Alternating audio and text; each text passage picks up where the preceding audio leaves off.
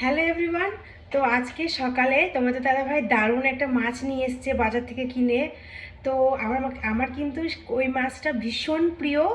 তো বলেছিলাম অনেকদিন আগে যে যদি একটা মানে একটা বড় সাইজের শোল মাছ পাও তাহলে আমার জন্য নিয়ে আসবে। আমার ছেলে এটা ভীষণ ভালোবাসে, কারণ কাটা একটু কম, তাই আমার খাওয়াতেও বেশ সুবিধা হয়।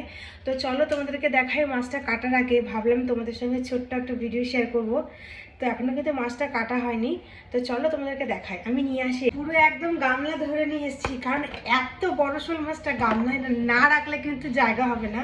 দেখাচ্ছি কত বড়, এই দেখো কত বড় সাইজের শোল।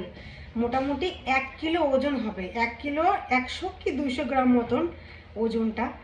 তো এই যে কতটা বড় সাইজ শোল মাছের, আর ভীষণ মোটা। ফোনে কিন্তু অতটা বোঝা যাচ্ছে না, ভীষণ বড় আর ভীষণ মোটা। দেখো কতটা লম্বা আর কত বড়, মাথাটা দেখলেই বোঝা যাবে। এই যে কত বড়, দেখো মাথাটা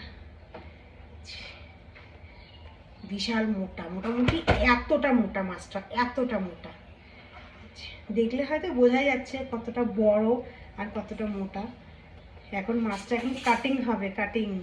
তাই ভাবলাম মাছটা কাটার আগে একটা ভিডিও করে রাখি। দেখো শোল মাছ দিয়ে কী রান্না করবো এখনো পর্যন্ত জানি না। তো আগে কাটি, তারপরে তোমাদের সঙ্গে পরে ভিডিওতে শেয়ার করব যে এই মাছটা কী রান্না করছি।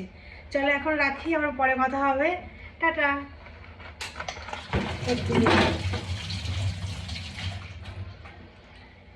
টাটা, এখন রাখি। এখন কিন্তু অনেক কাজ, এখন রান্না বান্না করতে হবে। মাছটা আমি যদিও মাছ কাটি না, তো তাই সেই চাপটা আমার নেই মাছ কাটার। আমাদের কিন্তু মাছটা কাটা হয়ে গেছে।